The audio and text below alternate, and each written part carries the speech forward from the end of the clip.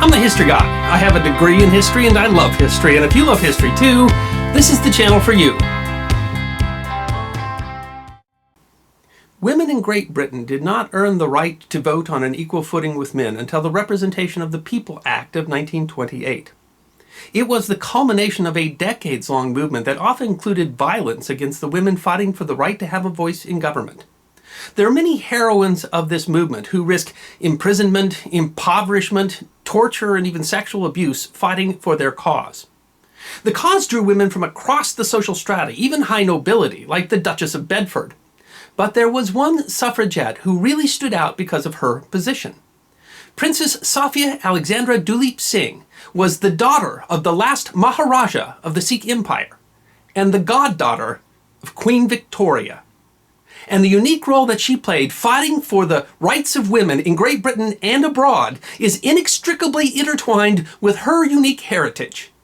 Hers is a history that deserves to be remembered. The great Mughal Empire fell into decline after the death of the Emperor Aurangzeb in 1707. As the empire slowly lost control over its far-flung dominion, several confederacies arose in the northwest region known as the Punjab. Most of these small dominions were ruled by Sikhs, whose religion combines its spiritual purpose and goals with political and military duties, and thus produces great warriors. In 1801, a leader named Rajit Singh united these groups and created the Sikh Empire. The new Maharaja then drove the Afghans completely out of the Punjab, creating an empire that, at its height, ruled over more than 3.5 million people.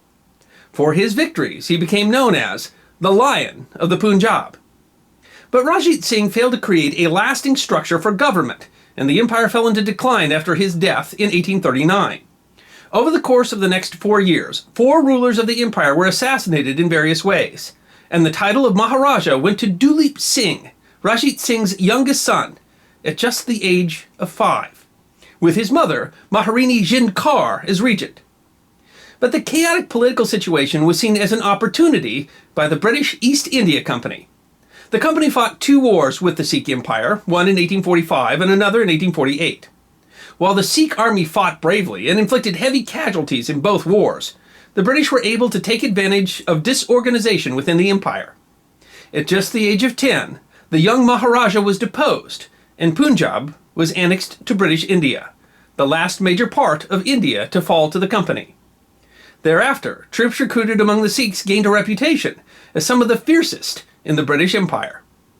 Duleep Singh was put into the care of a British agent, essentially kidnapped, and isolated from Indian influence, including from his mother, who was held captive by the British. He converted to Christianity, and in 1854, at the age of 15, was taken to England, where he was feted for his handsomeness and manners. As a deposed Indian prince, he became part of British society and a favorite of Queen Victoria. He enjoyed a social lifestyle, and his penchant for dressing in Scottish attire earned him the nickname, the Black Prince of Perthshire. But it all came at a steep price. Not only had he lost his kingdom, but his upkeep was dependent upon the East India Company, who strictly controlled his movement for fear that he could become a threat to British rule in India. Eventually, he was again allowed to see his mother, and he brought her to England in 1860. She died in 1863, and while returning her ashes to India, he met the daughter of a German banker in Cairo. They married and had 10 children, 6 of whom survived to adulthood. Duleep Singh's children were all favored by the Queen, but his youngest daughter, Princess Sophia Duleep Singh, born in 1876, was the Queen's favorite, and Queen Victoria herself was the princess's godmother. Princess Sophia became a socialite, known for wearing Parisian dresses and breeding champion dogs. But she changed with time. That might have been in part because of her father. Over time, his relationship with Queen Victoria soured as he came to resent his treatment by the British. He spent his later years trying to hatch various plots to regain his throne, although he did reconcile with Victoria before his death in 1895. In 1907, the princess visited India, where she became aware of both her heritage and the realities of poverty under British rule. She was overwhelmed by the esteem that the people still held for her famous grandfather. She met Indian freedom fighters and she sympathized with them. By the time she returned home in 1909, the young debutante had become a radical. There had been agitation for the right of women to vote in England since at least the 1830s, and the movement had metastasized in the later half of the 19th century. By 1909, when Princess Sophia returned to England, the movement had taken a turn. In 1903, a new group had formed, the Women's Social and Political Union, under its leader, Emmeline Pankhurst. The group felt that progress was moving too slowly and moved to a more aggressive stance. Their motto was, deeds, not words. But the Prime Minister, H. Asquith, although a liberal who managed many liberal reforms, was adamantly opposed to votes for women. The movement became increasingly militant about accosting him on the subject. It was into that charged climate that Princess Sophia carried both her national and international fame and the determination of the granddaughter of the Lion of the Punjab to the cause. She funded organizations, famously sold the newspaper The Suffragette in front of the home provided to her by the Queen, and in 1911 threw herself in front of Asquith's car holding a sign that said, "Give women the vote." She was among the leaders who marched on Parliament in November of 1910, an event where the police response was so brutal that it became known as Black Friday. The approximately 300 women marching were assaulted, with many sexual assaults. 2 women died. Sophia reportedly stepped in to protect a woman being beaten by a police officer, who, upon recognizing the famous princess, fled. One of her causes was tax resistance. This form of militancy refused to pay taxes, under the argument that, denied the vote, they had no control over how the tax revenues were spent. Princess Sophia was arrested for failure to pay the license fees for the keeping of her dogs and carriage. In court she argued, "If I am not a fit person for the purpose of representation, why am I a fit person for the purpose of taxation?" With the coming of the Great War in 1914, the movement became more quiet and militancy decreased. But from the horror of war came a new understanding of equality. The Representation of the People Act of 1918 removed all property restrictions, giving all males in the United Kingdom over the age of 21 the right to vote. The act also, for the first time, gave women over the age of 30 the right to vote. In a period when all the nation had pulled together during one of the darkest times in history, it no longer made sense that so many were denied participation in the electoral process. Even Asquith had come around.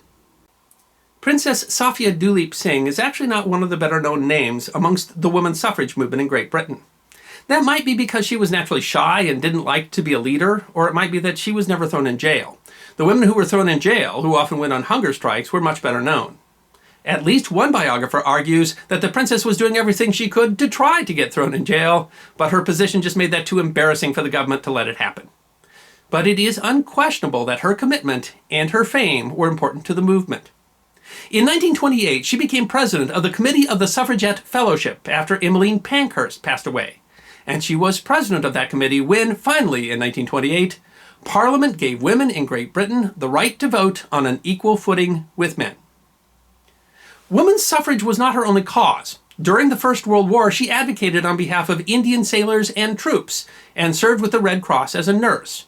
Wounded Indian troops coming back from the front were said to be amazed to be treated by the granddaughter of the Lion of the Punjab. In 1924, she and her sister visited India one more time, and their fame helped to drive the women's suffrage movement in India. Princess Sophia never married, and she passed away peacefully in 1948. She asked that her body be cremated, as is Sikh tradition, and removed to the Punjab, her grandfather's kingdom. She was a heroine in every sense of the word. She risked her name, her livelihood, her freedom for a cause in which she believed. Princess Sophia Alexandra Duleep Singh could have lived a life of wealth and luxury, but that just wasn't her. After all, she was a Sikh, a princess, the daughter of the last Maharaja of the Sikh Empire, the goddaughter of the Queen of the British Empire, and the granddaughter of the Lion of the Punjab. I'm the History Guy, and I hope you enjoyed this edition of my series, 5 Minutes of History, short snippets of forgotten history, 5 to 10 minutes long. And if you did enjoy, all you need to do is click that thumbs up button that is there on your left. If you have any questions or comments or suggestions for other ideas for the History Guide, then feel free to write those in the comments section, and I will be happy to respond. And if you'd like 5 minutes more of forgotten history, all you need to do is subscribe.